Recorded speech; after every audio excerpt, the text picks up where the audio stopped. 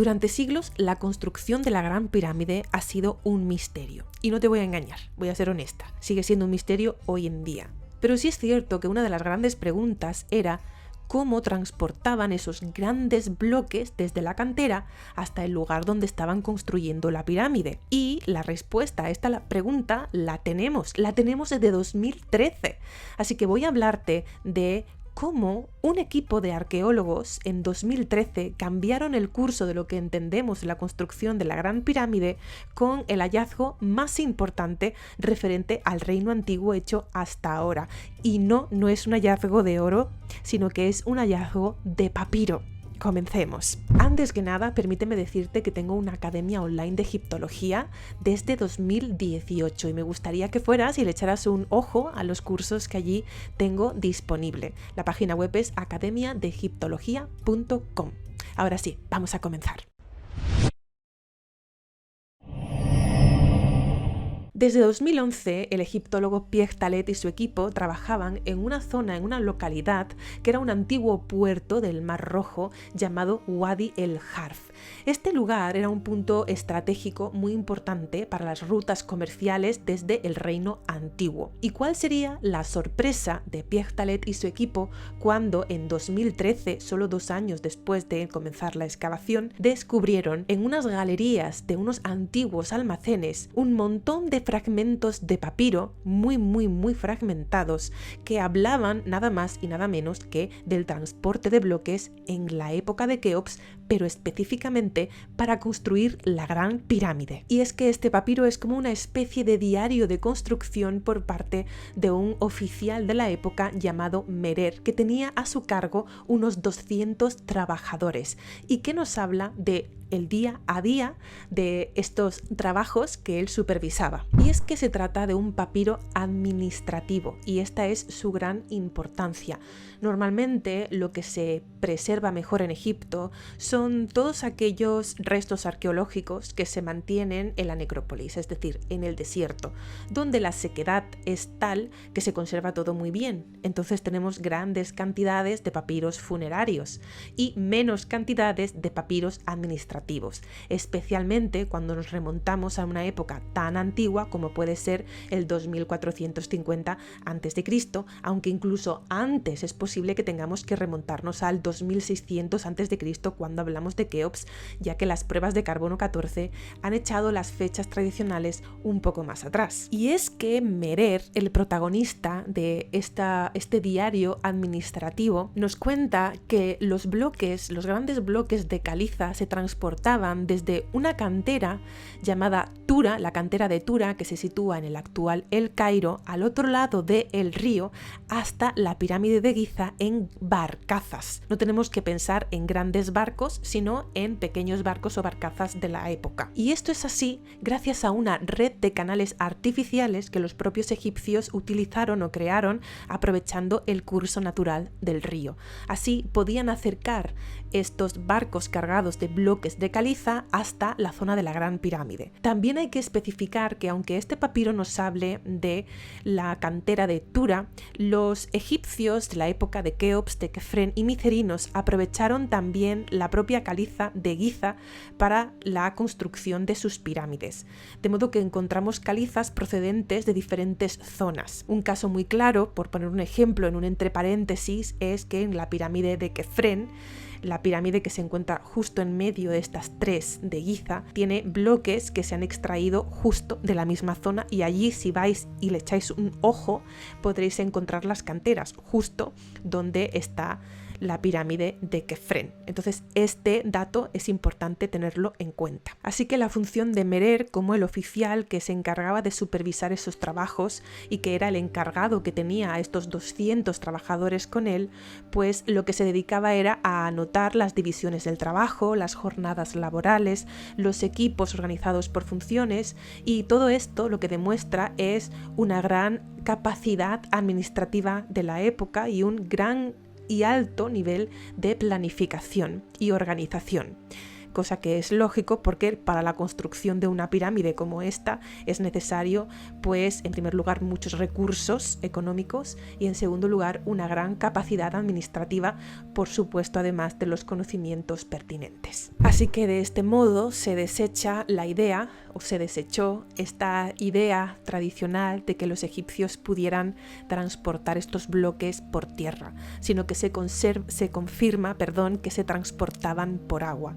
Pero tenemos que pensar en la idea de que se transportaban por aguas hasta un lago artificial que se situaba a la entrada del templo del Valle de la Gran Pirámide.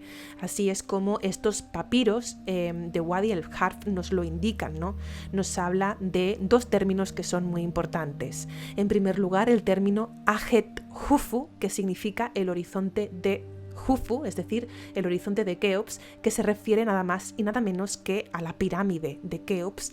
Y en segundo lugar, el término Shesh, es como lo escriben los franceses, y yo lo pronuncio como Esh, de la transliteración Esh Jufu o Esh Ahet Jufu, que significa el lago del horizonte de Keops, es decir, el lago de la pirámide de Keops. Y sí, es un lago artificial al que llegaban estos canales y al que venían pues todas estas barcazas, nos las tenemos que imaginar así, trayendo estos grandes bloques. Así que vamos a ver cuáles son las fases de trabajo que llevaban a cabo estos trabajadores de nuestro amigo Merer. Y en primer lugar, pues tendríamos que identificar la carga de bloques en las barcazas, en las canteras de Tura, donde se obtenía esta piedra caliza de alta calidad para el recubrimiento de la Gran Pirámide. Como comentamos, estos bloques se cargarían en grandes barcazas que se moverían hasta el canal conectado con el río Nilo. ¿Y cómo hacían para transportar estos bloques desde la cantera hasta el canal, ¿no?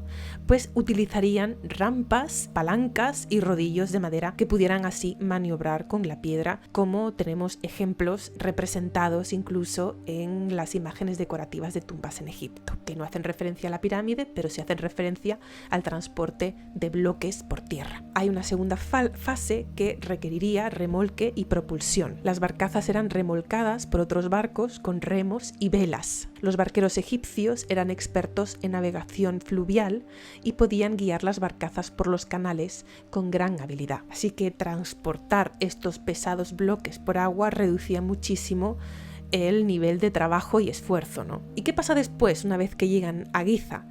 Pues aquí las barcazas se detendrían en los canales, concretamente en este lago, en el lago artificial, que estaba junto a la meseta, estaba junto al complejo que estaban construyendo. Se descargaban con rampas y plataformas y desde ahí de nuevo transporte por tierra hasta el punto donde tuviera que colocarse, ¿no? Lo cierto es que este papiro no nos habla de cómo es que construyeron la Gran Pirámide. Esto a día de hoy sigue siendo realmente un misterio porque no tenemos una respuesta definitiva comprobada de que se hicieron de esta u otra manera. Ese es el problema. Pero lo cierto es que el papiro sí que habla de ese transporte de bloques y del trabajo en relación con el transporte de bloques, ¿no? Y esto es así no porque los egipcios quisieran ocultarnos cómo construyeron la Gran Pirámide, sino porque no es necesario.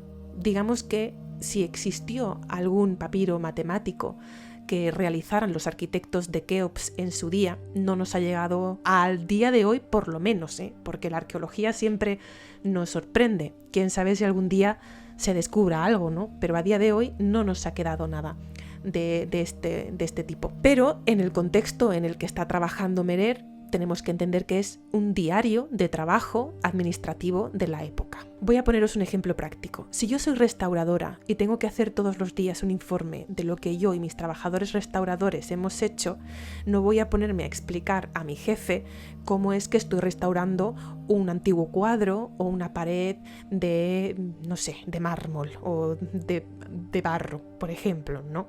Sino que voy diciendo, día tal, pues mi trabajador fulanito y el otro menganito han hecho tal cosa y yo me he dedicado a restaurar el cuadro de Botticelli, por ejemplo, pero no estoy diciendo pues qué materiales químicos estoy utilizando ni el procedimiento que estoy siguiendo, porque no es el objetivo de ese documento administrativo. Lo cierto es que de todo lo que tenemos hasta hoy en día sobre el tema de la construcción de la Gran Pirámide, esta es la fuente más importante, porque es una fuente directa en el que los antiguos egipcios nos están contando ciertos elementos y nos están informando de ciertos aspectos de la construcción de la pirámide, algo que no se tenía hasta 2013, pero además nos acerca al día a día de los trabajadores y le da un aspecto mucho más cercano y humano a la Gran Pirámide. Así que con esto podemos confirmar que la Gran Pirámide de Giza no solamente es una genialidad arquitectónica, sino también una genialidad administrativa,